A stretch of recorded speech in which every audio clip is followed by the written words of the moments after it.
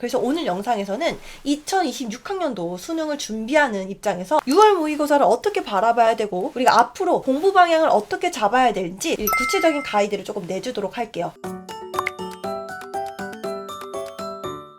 네, 안녕하세요. 보람있는 이과쌤입니다. 6월 모의고사 응시하신 학생분들 너무 고생 많으셨습니다. 아마 이 영상은 6월 모의고사가 끝난 다음에 올라갈 것으로 아마 지금 보신 분들은 6월 모의고사를 다 보신 분들 또는 그 학부모님들이 보실 것 같습니다. 제가 이제 학원 현장에서 우리 6월 모의고사 본 친구들한테 꼭 하는 얘기, 그리고 이 6월 모의고사를 어떻게 활용해서 수능까지 잘 끌고 갈 수 있는지 그런 얘기들을 오늘 정리해서 한번 얘기해 보도록 하겠습니다. 네, 보통은 6월 모의고사를 어떻게 활용해야 되는지, 어떻게 공부해야 되는지에 관련돼서는 각 과목 선생님들이 해당 과목 6월 모의고사를 해설하실 때 간략하게 말씀을 주시긴 합니다만, 오늘은 각각 문항별로 뭐 수학의 몇 번 문항, 물리의 몇 번 문항, 화학의 몇 번 문항 이런 거를 해설하는 거 말고 전반적으로 우리가 6월 모의고사를 어떻게 활용하고 이걸 가지고 어떻게 수능까지 끌고 갈 거를 얘기를 할 거예요. 그 소리는 뭐냐면 저희 원내 강사 선생님들이 각각 과목에 대한 해설 영상은 아마 촬영해서 따로 업로드해서 여기 링크 걸어드릴 테니까 과목 참고하셔서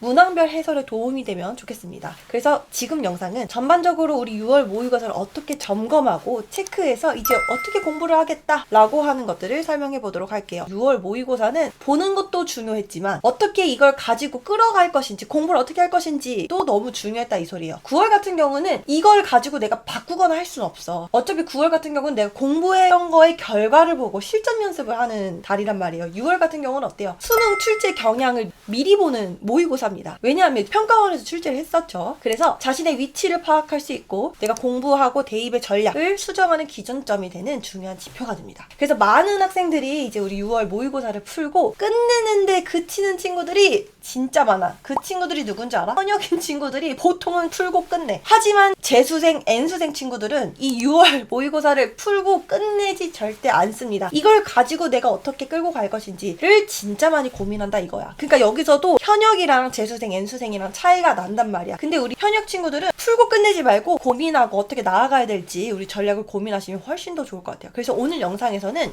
2026학년도 수능을 준비하는 입장에서 6월 모의고사를 어떻게 바라봐야 되고 우리가 앞으로 공부 방향을 어떻게 잡아야 될지 구체적인 가이드를 조금 내주도록 할게요. 네, 첫 번째입니다. 이것만 잡으면 9월 모의고사 성적 떡상합니다. 바로 본인의 취약 부분을 확인하셔라 입니다. 대다수의 수험생들은 본인이 잘하는 부분은 계속 잘하고 취약점을 짚고 넘어가지 않고 수능 때까지 극복하지 못하는 친구들이 정말 많습니다. 저희 학원이 중고등학교 학원이거든요. 고등학교 1학년 때부터 제가 주구장창 외치고 기도하는 내용이 있습니다. 뭐냐면 오답 노트예요. 애들 혼자 공부하게 두면 어디에 시간 쓰시는지 아시나요? 바로 학생들이 잘하는 유형, 잘하는 공부만 계속해. 그리고 틀린 문제, 내가 잘 못하는 취약 부분은 어때? 푸는데 힘들어서 시간을 안 써요. 그러지 않기 위해서는 우리가 약한 부분을 우선적으로 파악해야 돼. 제가 이거를 고등학교 1학년, 2학년, 3학년 내내 얘기하는데 6월 모의고사 본 친구들한테는 이거 오늘이 마지막이야. 이제부터는 잘하는 문제를 조금 줄여줘. 감 잡으려고 계속 풀지 마. 지금부터는 모르는 문제, 틀리는 문제, 내가 실수하는 나의 약점 위주로 공부를 하고 약점이 끝나면 그 다음에 내가 잘했던 문제를 감을 잡는 거지. 애들이 약점도 잘 안 잡고 감 잡아야 돼요. 그래서 아는 문제 계속 풀어야 돼요. 라고 얘기한단 말이야. 아니야. 우리 6월 모의고사 본 다음부터는 취약 부분을 꼭 잡고 공부하는 걸로 할게요. 수학, 과학 같은 경우는 취약 부분이 어려워. 그래도 그걸 인내하고 공부를 해야 된다. 9월 달에는 이거 못 잡습니다. 그래서 6월 달에 꼭 이거를 잡고 우선적으로 내가 어떤 부분이 부족한지, 내가 약한 부분을 파악을 먼저 해야 돼. 이게 안 되어 있으면 계속 내가 풀 수 있는 것만 푼단 말이야. 그러니까 우리가 내가 약한 부분 파악하고 기출 문제를 통해서 해당 유형을 반복적으로 학습해서 정답률을 높여주세요. 예를 들어서 수학에서는 수원, 수열, 도형, 그리고 수투에서는 그래프 개형, 추론 이런 4점짜리 문제, 미적분, 이제 등비급수 활용, 초월함수 그래프 이런 것들이 있겠고, 과학 같은 경우는 이제 제가 물리랑 화학을 가르치다 보니까 물리, 역학 너무 어려워요. 근데 역학의 취약 부분 부분 다 잡아갈 수 있어. 진짜로 가능하단 말이야. 근데 애들이 어렵다가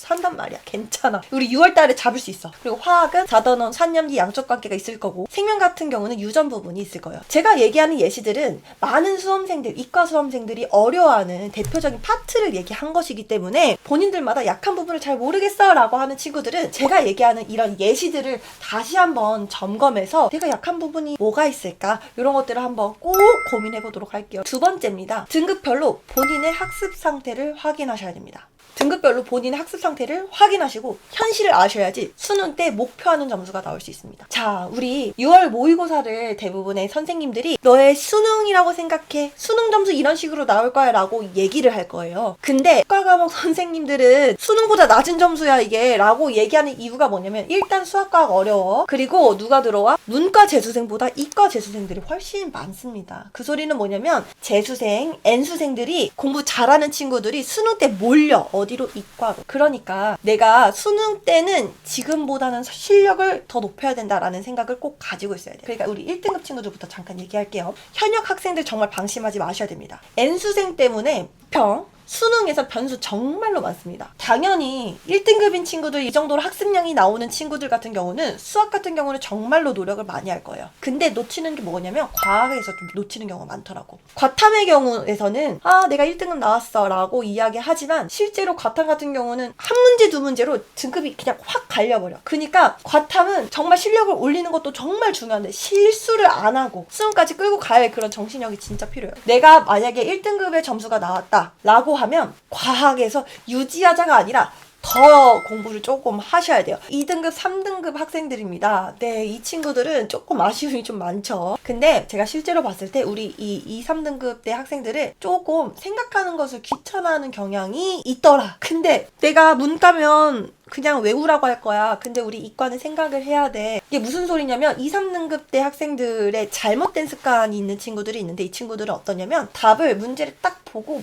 빠르게 도출해서 다음 이런 친구 진짜 많단 말이야. 그래서 이 친구들의 특징은 뭐냐면 많은 양의 문제를 푸는 것에 집중해요. 그래서 그 공부할 때 나 공부 열심히 하는 것 같아 라고 하는 자기 효능감이 좀 높게 느껴지는 경우가 많더라고. 그래서 이런 것들은 이해하겠습니다만 저는 양치기 같은 경우는 지금이 아니라 9월 모의고사 이후에 해도 충분하다고 생각을 해요. 양치기에서 감 잡고 그런 단계가 아니라 2, 3등급 학생들은 조금 아쉬움이 있어요. 그 소리는 뭐냐면 실력을 조금 더 높일 수 있는 그런 아쉬움이 있어야 된다. 실력을 높이는데 조금 더 집중하자라고 이야기하는 내용입니다. 모르는 부분이 있다면 적극적으로 선생님이나 그런 분들에게 반드시 질문하셔서 이거는 꼭 잡고 넘어간다 라는 생각으로 가셔야 돼요. 질문하고 그 다음날에 안 까먹게 한 번 더 보고 그 소리는 뭐냐면 이해하고 끝내지 말고 이해를 한 거를 반드시 2번이고 3번이고 체크를 하란 말이야. 시간차를 두고. 네, 그리고 4, 5등급 대 학생들은 수학과학 개념을 다시 한번 잡으셔야 됩니다. 특히 평가원 빈출 유형부터 잡으셔야 되고요. 기본 3점짜리, 2점짜리 문제는 다 맞아야 된다라는 생각으로 공부를 하셔야 돼요. 실수라도 틀리지 않겠다라는 방향을 학습하셔야 되고 이 친구들 같은 경우는 개념이 좀 잘 안 되어 있거나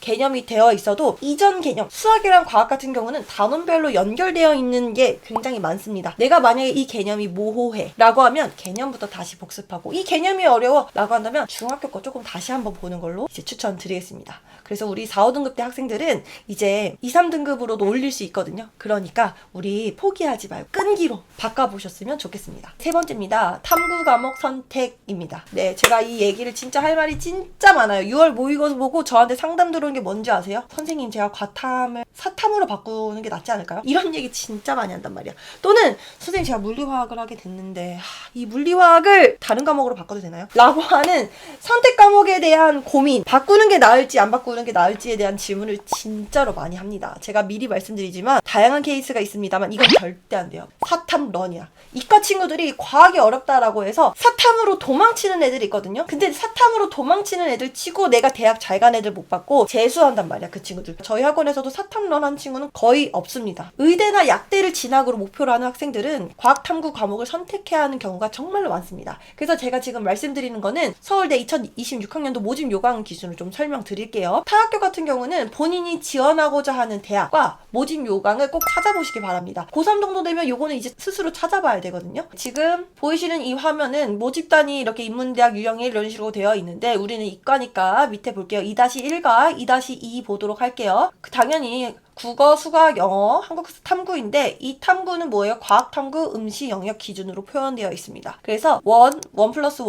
1 플러스 2, 2 플러스 2 세 개의 조합 중 선택하라고 하는데 2-1에 소속되어 있는 우리 과들은 물리학 1, 2, 화학 1, 2 중 한 개 과목 이상 반드시 응시해야 된다라고 적혀 있어요. 이제 고3 되니까 알겠죠? 내가 공대를 갈 거면 물리랑 화학은 무조건 해야 되는구나를 꼭 아셔야 됩니다. 서울대에는 과탐 과산점이 있습니다. 그래서 과탐 과목 응시 조합 1 플러스 1 할 때는 조정 점수 그렇게 없고요. 1 플러스 2 할 때는 3점, 그리고 2 플러스 2 할 때는 5점이라고 하는 조정 점수가 들어갑니다. 가산점이라고 생각하시면 좋을 것 같아요. 밑에 보시면 의대 있죠. 의대 보시면 생명과학 필수라고 적혀져 있고 이게 핵심 권장 과목이고요. 또 권장 과목 보시면 또 뭐라고 써 있습니까? 생명과학 2, 미적, 확통, 기하 이렇게 적혀져 있습니다. 네, 이 소리는 뭐냐면 상위권 대학에서는 여전히 수험생의 과탐 선택을 지향하고 있고요. 과탐 선택 안 하면 이과에 지원을 못하는 경우도 있습니다. 그리고 또 연세대 2026학년도 모집 요강 메디컬을 좀 보자면 메디컬은 여전히 과학탐구만을 반영합니다. 뭐 의대, 치대, 약대 는 1등급 이상 국어, 수학 중 한 개 과목 포함인데 탐구 같은 경우는 과학탐구만 반영한다 라고 적혀져 있어요. 어디 과학탐구도 안 본 친구들이 의대를 올 거야, 치대를 올 거야, 약대를 올 거야 라고 하는 연대의 의지가 보이죠. 제가 말씀드리고 싶은 거는 물화를 선택한 학생들 중에서 6월 모의고사를 보고 사탐으로 도망갈까 사탐 런할까 라고 하는 고민하는 친구들이 진짜 많을 거거든요. 근데 모집 요강을 보시다시피 자연계열 학과로 지원하려면 과탐이 거의 반필수적입니다. 사탐 런하는 학생들 중에서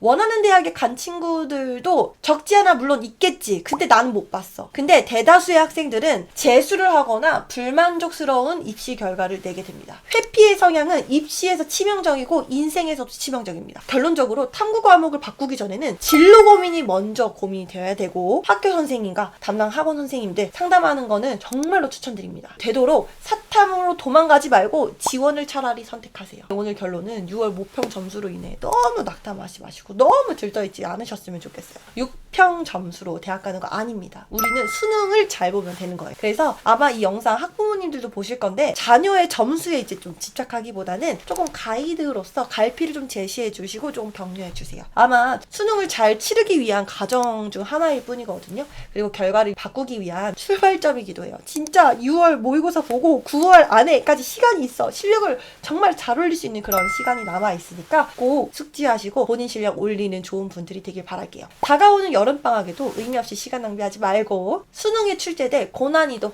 유형을 마칠 수 있도록 심화 내용을 공부하는 과정이 반드시 필요합니다. 이과 친구들은요. 네, 그럼 오늘 영상 여기까지 하는 걸로 하고 다음에 또 찾아뵙는 보람있는 이과쌤이 되도록 하겠습니다.